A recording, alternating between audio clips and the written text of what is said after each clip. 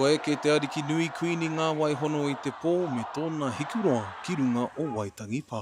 E kaha tonu ana te haere mai tēnei tau ki te manaaki i tō tātou ariki nui e pīkau nei te mate o tana matua ka tahi e whakaū i te kotahitanga kā rua e whakahonohono nei a Waikato ki roto o tēnei karangatanga o tātou o te taitokera.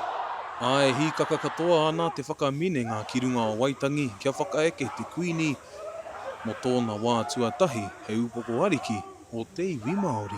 Ko te kite atu i ngō tātou huanga Pākehā, i o tātou huanga Māori, i o tātou huanga o te moana nui Ākiwa, ko whakakotahi mai anō rā i tēnei rā.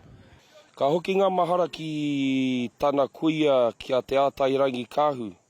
Nāna no i tae mai te whakarewatanga o tō tātou ne waka te rangi Māori. Nāna no tō tātou ne marae a te kauhanga i whakatūwhera. Aha koa e tū ana te kuini ki Waikato, he hono ngā tā ngai ona ki te tai tokerau.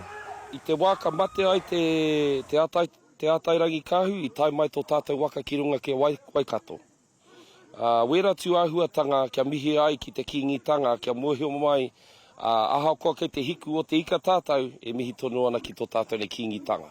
E hake te mea ko ngā kau mātua anake i takahi te huarahi tēnei rā, engari ko te hunga rangatahi i whaiwhai haere nei i te kaupapa, kia rongo a taringa rātou, kia rongo a karu rātou, kia rongo a wairua rātou, ki ngā hononga me ngā kōrero kei Waenga Nui i a tātou me ngō tātou huanga. Me te aha, ko tā te iwi Māori e whai tonu ana ko te kotahitanga o te motu, hei tā rāhui papa, kaore he mea ka tutuki i te rā kotahi. Te kawa pāora, mā ukaha.